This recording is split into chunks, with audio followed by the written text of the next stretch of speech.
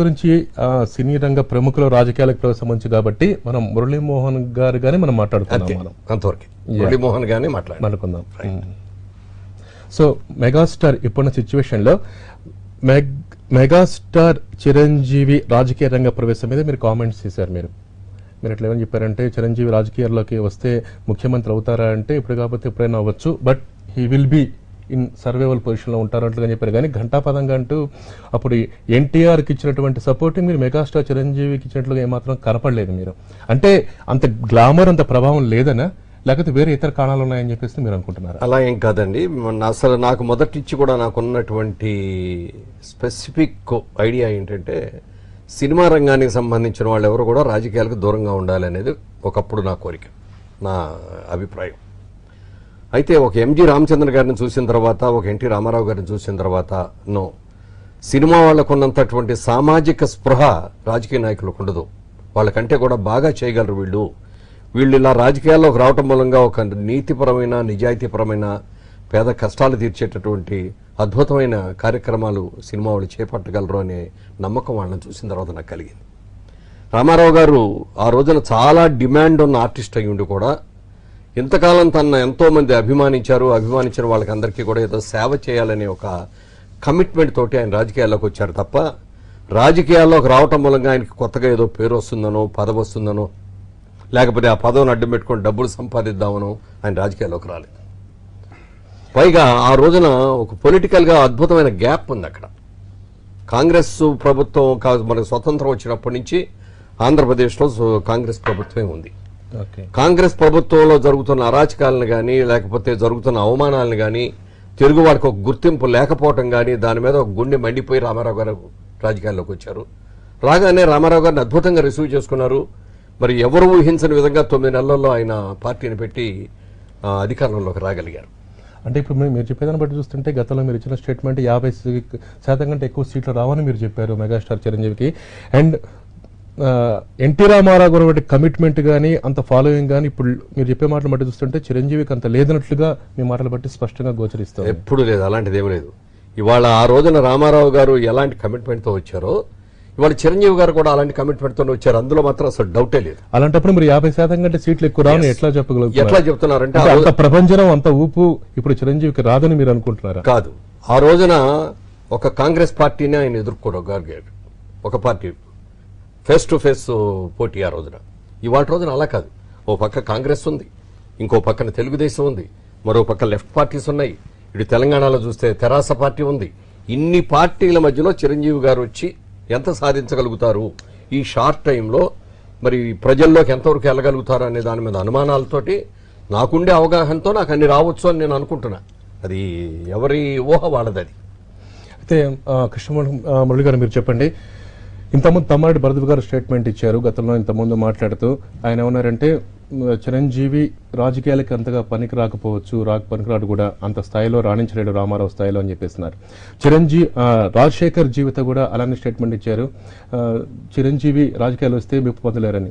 ఇప్పుడు మురళీమోహన్ గారు కూడా అదే చెప్తున్నారు, పొలిటికల్ వ్యాక్యూమ్ ఉంది, చాలా రాజకీయ పార్టీలు ఉన్నాయి, గతంలో ఎన్టీఆర్ ఉన్నంత ప్రభంజనం ఇప్పుడు ఉండకపోవచ్చు, ఆయనకి ఇమేజ్ ఉన్నా కూడా అని చెప్పేసి మురళీమోహన్ గారు అన్నారు. మీరేమంటారు? రాజకీయాల గురించి, రాజకీయాలకు వచ్చేవాళ్ళ గురించి సంస్కారంగా మాట్లాడాలి. తెలుగు ఇండస్ట్రీలో మురళీమోహన్ గారు సంస్కారంగా మాట్లాడతారు. ఎందుకు మాట్లాడతారంటే తన అవగాహన మేరకి మాట్లాడతారు తప్ప ప్రెజుడిస్తోనో వన్ సైడ్గా మురళీమోహన్ గారు మాట్లాడు. మురళీమోహన్ గారికి అజాత శత్రు అని పేరుంది. నేను కూడా అన్నగాని గౌరవిస్తా. కానీ అందరూ మురళీమోహన్ లాగా సంస్కారంగా ఉంటే బాగుంటుంది. చిరంజీవి గారు రాజకీయాలకు పనికిరాడు, పనికొస్తాడు మనవాడిని ప్రొటెక్ట్ చేయడానికి. చిరంజీవి నెంబర్ 1 ఎందుకు అయ్యాడు? ప్రజల మద్దతు అయ్యాడు. డబ్బులతో అయ్యాడా? పుట్టుతో ప్రజల మద్దతు చిరంజీవి వచ్చిందా? చిరంజీవి గారి క్రమశిక్షణ ఉంది, గుడ్ కాండక్ట్ ఉంది, సిన్సియారిటీ ఉంది, నిజాయితీ ఉంది, మంచితనం ఉందండి. ఎన్ని క్వాలిఫికేషన్తో నెంబర్ 1 స్టార్ అయ్యాడు తెలుగు ఇండస్ట్రీలో. అంటే ప్రజల మొత్తంగా ప్రజలే రేపు ఓట్లేసేది, ఏమో రేపు సీఎం అవుతాడేమో కాదంటానికి మీరు ఎవడండి? పనికి రాడు మీరు ముద్రేయడానికి. మీరు పుడింగా, మీరు ఎన్సైక్లోపీడియానా? మీది భగవద్గీత, మీరు మీ కళజ్ఞానం తెలుసా? మన విజయవాడలో రాజశేఖర్ ఒక బహిరంగ సభలో మాట్లాడుతూ చిరంజీవి మీద గనక అధిష్టానం ఆదేశిస్తే నేను నిలబడతాను, పోటీ చేస్తాను అని చెప్పేసి అన్నారు. ఒకవేళ అది కనుక జరిగితే రాజశేఖర్ గెలుస్తారని చెప్పి మీరు అనుకుంటున్నారా? మీకు నవ్వురాట్లా? ఈ క్వశ్చన్ నవ్వురాట్లా? సిగ్గురాట్లా? మనకి సిగ్గు వస్తుందా? తలెత్తామండి, సూర్యుడు కనపడతాడు, సూర్యుడు నాకు కనపడతాడు, వస్తా పడితే సూర్యుడు మీద ముఖం మాడిపోద్ది, మూతి కాలిపోద్ది. అయినా గురుగారు ఒకటి చెప్తా, చిరంజీవి గారు నా నోటికి జిప్పేశాడు. ఇప్పుడు నేను కార్బన్ డైఆక్సైడ్ పిలుస్తే బతుకుతున్నా, జిప్పు తీసి ఆక్సిజన్ బయటకు వస్తుంది, చచ్చిపోతారు నేను మాడే మాటలు ఒక్కొక్కడు. ఇప్పుడు చిరంజీవి ఎవడైతే మాడతాడు బ్యాట్గా అనలాగా మాడమంటే కళ దండం పెడతా. ఇది అభిప్రాయం ఉంది, రావచ్చు రాకపోవచ్చు. ఎలాంటిదంటే ఆంధ్రప్రదేశ్ పబ్లిక్ ఎలాంటిదంటే గ్రేట్ ఎన్టీ రామారావు గారు ఓడించారు ఒక సందర్భంలో ఒక నియోజకవర్గంలో. That kind of people wear having in Andhra Pradesh. అర్థమైందా పద్ధతి? అన్నయ్య మణికర్ ఏవో రాకపోవచ్చు. ఎందుకంటే అన్నయ్యకు పార్టీలో ఉండి కూడా వన్ సైడ్ ఇప్పుడు మాట్లాడలేను, తెలుగుదేశం ఉండి కూడా ఎప్పుడు వన్ సైడ్గా అన్యాయంగా కాంగ్రెస్ని తిట్టలేదు, అన్యాయంగా చిరంజీవిని తిట్టలా. కమిట్మెంట్తో మాట్లాడు, పద్ధతి న్యాయం, ఆ పద్ధతిగా మాట్లాడండి, సంస్కారంగా మాట్లాడండి.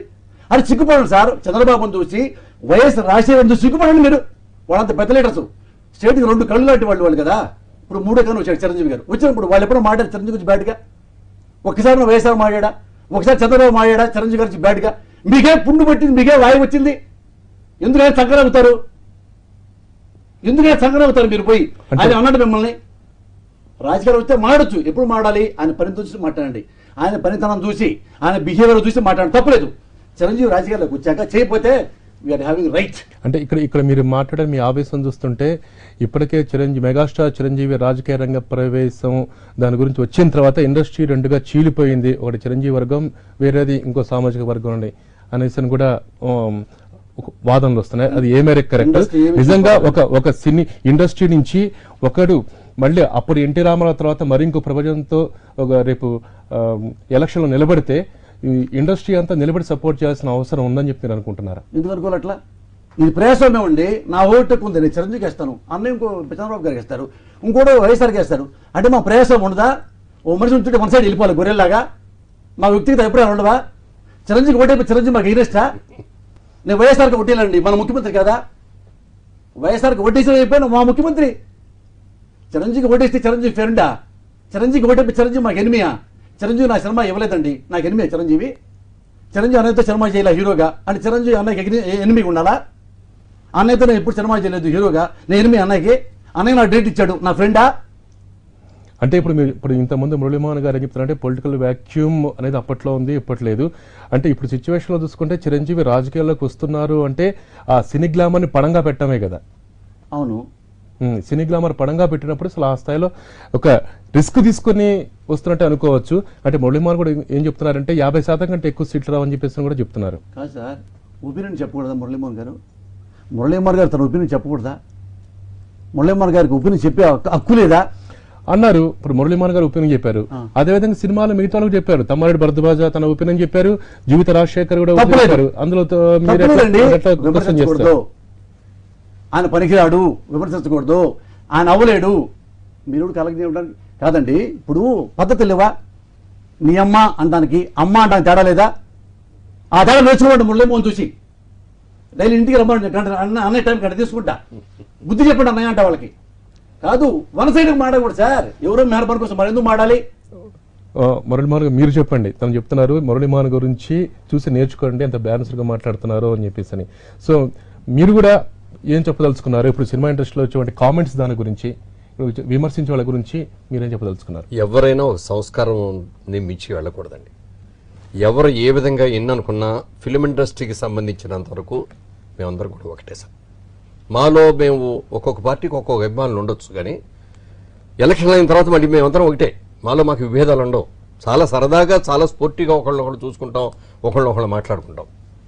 మీకు అసలు ఎందుకు చెప్తున్నానంటే, ఒక తమిళనాడు తీసుకోండి, మన పక్కన ఉన్న తమిళనాడులో కాంగ్రెస్ గవర్నమెంట్ బ్రహ్మాండంగా స్వతంత్రం వచ్చిన కానీ చాలా స్ట్రాంగ్గా ఉండేది.